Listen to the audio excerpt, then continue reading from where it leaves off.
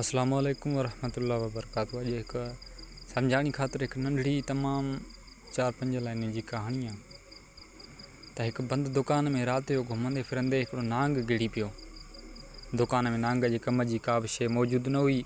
नांग जो जिस्म उते पियल हिकु आरी ब्लेड सां मामूली ज़ख़्मी थी पियो। नांग घबराहट में अची पंहिंजी पूरी ताक़त सां उन आरी ब्लेड खे ॾंग हयो। नांग जे मुंहं मां रत वहण शुरू थी वई।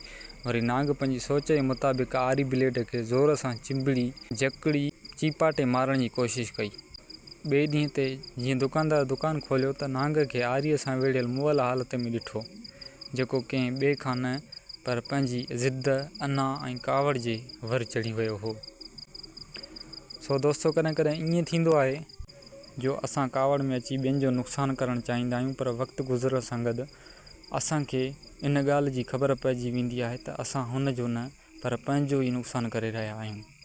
सुठी ज़िंदगी गुज़ारण लाइ कॾहिं कॾहिं असांखे कुझु शयुनि खे, कुझु माण्हुनि खे, कुझु हादसनि खे, कुझु कमनि खे, कुझु ॻाल्हियुनि खे नज़रअंदाज़ करणु खपे।